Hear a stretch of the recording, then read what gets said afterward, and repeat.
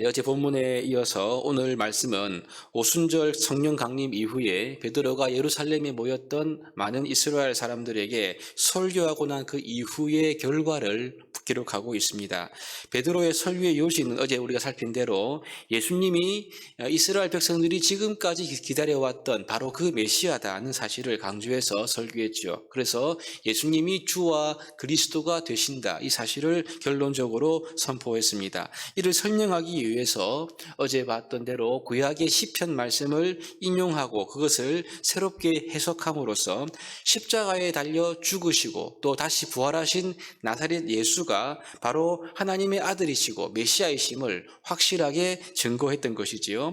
이런 놀라운 복음의 증거 앞에서 예루살렘에 모여 베드로의 설교를 들었던 이스라엘 사람들은요, 이제 그 말씀에 반응하기 시작합니다. 여러분, 하나님의 말씀은 언제나 우리들에게 반응을 요구하지요. 그 말씀을 받고 받아들이든지 아니면 그 말씀을 듣지 않고 거부하든지 이 둘 중에 하나의 반응을 하게 되어 있습니다. 중간은 없는 거죠. 그렇다면 여러분, 이 베드로를 통해 복음의 말씀을 듣고 이제 들었던 유대인들의 반응이 어땠습니까? 이것이 오늘 말씀 37절에 기록되어 있는데요. 설교를 들었던 이 유대인들의 1차적인 반응은 그들의 마음이 찔린 것이다 라고 이렇게 말하고 있습니다. 아무래도 베드로의 설교를 들었던 유대인들은요, 놀라움과 충격을 금할 수가 없었겠지요.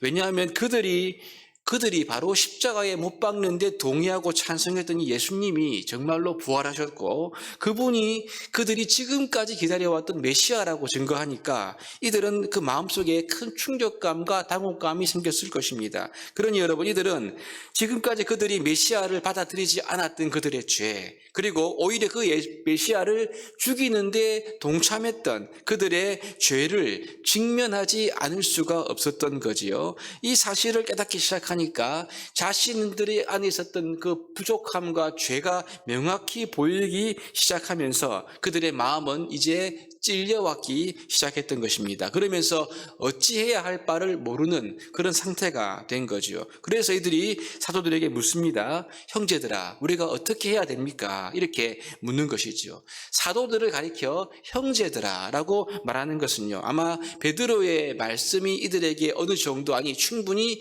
믿어졌음을 그렇게 반증하는 표현으로 보입니다. 그러면서 어떻게 해야 할까에 대한 방법을 묻기 시작하지요. 여러분, 그렇습니다. 하나님의 말씀은 우리의 죄와 허물을 깨닫도록 하는 역사하는 그런 힘이 있는 것이지요. 특별히 성령께서는 말씀을 통해 우리의 허물과 죄를 보게 하십니다. 우리로 하여금 회개하도록 인도하시는 것이지요. 그러니 이 말씀을 듣고 마음이 찔린다, 말씀을 듣고 우리의 마음에 하나님 주시는 감동과 감흥이 있다, 이것은 정말 귀한 복이 아닐 수 없는 것입니다. 혹시 여러분, 우리의 마음이 말씀을 들어도 아무런 감동이 없고 냉랭하고 무감각하다면 여러분, 우리가 성령께서 우리의 마음을 좀 녹여주시도록 하나님께 기도하고 간구해야 되는 것이지요. 그냥 이 무감각해진 우리의 마음을 그대로 내버려두면 안 되는 것입니다. 십자가를 생각할 때 가슴에 뜨거움이 있어야죠. 예수 그리스도의 부활을 묵상할 때 하늘의 영원한 소망이 우리의 가슴 속에 차올라야 하는 것입니다. 이러한 모든 영적인 이런 감동, 감정이 점점 메말라 간다면 이러한 것을 빼앗아가는 죄가 무엇인지를 우리가 기억하고 그 모든 죄와 행동과 생각과 말에서부터 철저히 회개하면서 하나님께 기도하며 우리의 이런 모든 것을 돌이키시는 성령의 은혜를 간구해야만 하는 것이지요. 묵은 땅을 우리가 기경하듯이 우리가 우리의 거친 마음밭을 갈아엎을 필요가 있는 것입니다. 우리가 영적으로 늘 깨어서 우리의 마음에 하나님의 은혜가 머물기를 기도할 때에 성령께서는 우리에게 부드러운 마음, 약속하신 대로 좋은 마음, 온유한 마음을 주셔서 하나님의 말씀을 받아 반응할 수 있도록 우리를 인도해 주시는 것입니다. 그런데 여러분, 이 말씀을 듣고 마음이 찔리는 데서 그치면 안 되겠지요. 이 말씀의 의한 마음의 찔림은 진정한 회개의 길로 나아가야 하는 것입니다. 오늘 베드로의 설교를 들었던 이스라엘 사람들은요, 말씀을 듣고 찔렸던 마음에서 진정한 회개의 길로 나아갔고 마침내 구원으로 이르고 있습니다. 하나님의 말씀을 듣고 마음이 찔렸던 사람들은요, 이제 어떻게 하면 될까? 사도들에게 물었습니다. 이때 베드로는 이들에게 아주 명확하고 구체적인 구원의 길을 제시하는 거죠. 이것이 38절의 말씀입니다. 보시면 38절입니다. 베드로가 이르되 너희가 회개하여 각각 예수 그리스도의 이름으로 세례를 받고 죄 사함을 받으라. 그리하면 성령의 선물을 받으리니. 이렇게 기록합니다. 먼저 회개한다는 것이죠. 회개하고 개인적으로 예수 그리스도의 이름으로 세례를 받으라는 겁니다. 세례를 받으면 죄 용서함을 받을 것이고 하나님의 성령을 선물로 받을 것이다. 이렇게 말씀하지요. 그러면서 이러한 진리, 이 말씀은 지금 말씀을 듣고 있는 이스라엘의 이 사람들뿐만 아니라 모든 세대의 사람들에게 허락하시는 공통적인 하나님의 진리이고 은혜임을 이렇게 강조하고 있습니다.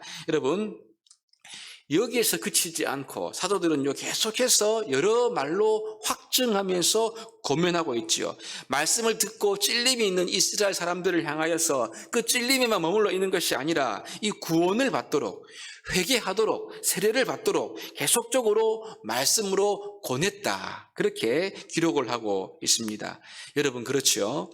진정한 믿음은, 진정한 신앙은 무엇입니까? 말씀을 듣고 감동을 받는 데서 그치는 것이 아니라는 것입니다.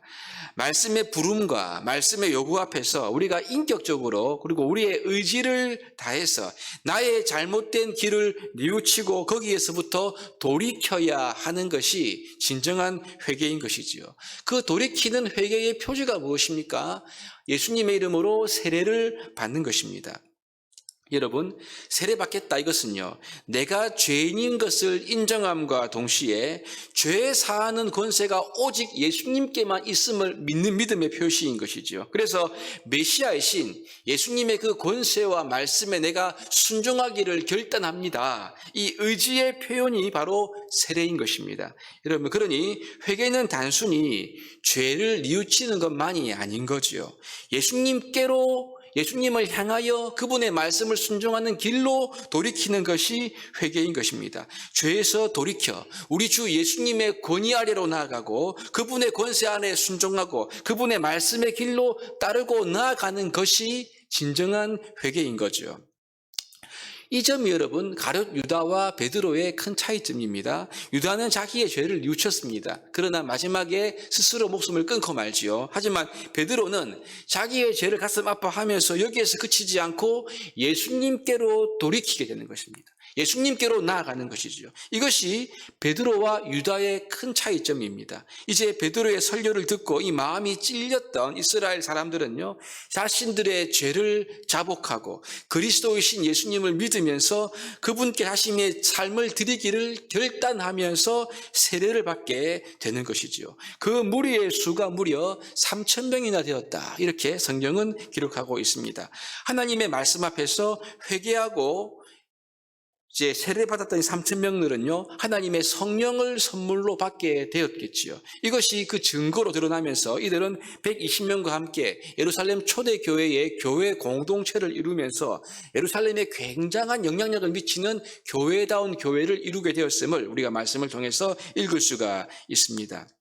여러분, 오늘 우리 개인이 또 우리 교회가 회복해야 될 것이 무엇일까요? 그것은 그냥 내게 감동을 주는 적절한 설교, 혹은 내게 적절한 지혜를 주는 적절한 말씀. 여러분, 내게 종교적인 의식만을 가지게 하는 그러한 신앙생활이 아닌 것입니다. 여러분, 우리가 마음의 찔림, 마음의 감동이 있어야 되겠죠. 하나님 말씀을 들을 때 우리의 마음이 변화되고 새로워지고 이렇게 변화되는 것이 있어야 됩니다. 그러나 여러분, 여기에서 그치서는 안 되고 더 나아가야 되죠. 이 말씀을 통해 우리의 마음이 녹아내릴 뿐만 아니라 하나님의 말씀 앞에서 우리가 하나님을 향하여 돌이키는 삶, 참된 회개가 오늘 우리 모두에게 필요한 것이 아니겠습니까? 마치 이들이 세례받음을 통해서 자신의 삶이 예수님께 속했음을 공적으로 선포한 것처럼 말입니다. 우리 역시 세례받지 않았습니까? 세례받을 때 그 믿음의 고백과 그때 믿음의 결단과 하나님을 향한 헌신의 이 본질을 우리가 회복해야 될 필요가 있지 않을까요? 신앙의 외적인 형식을 넘어서 우리가 예수님을 향한 우리의 삶의 헌신을 회복할 필요가 있다는 말씀인 것입니다. 이 새벽에 하나님의 선포된 말씀 앞에서 회개와 세례받음으로 말미암아 반응했던 이 3,000명의 제자들처럼 우리 역시 날마다 하나님 말씀 앞에서 가슴을 치고 말씀 앞에서 예수님께로 돌이켜서 그 말씀의 뜻을 받들어 살아가는데 우리의 모든 것을 드리고 나아가는 우리 모두가 될 수 있기를 바랍니다. 그래서 지금부터 우리 삶의 이후가 세상을 향한 영적인 영향력을 끼치고 하나님의 손이 함께하고 누가 봐도 하나님이 함께하는 사람이라는 것을 증거할 수 있는 복된 인생이 되시기를 주님의 이름으로 축복합니다.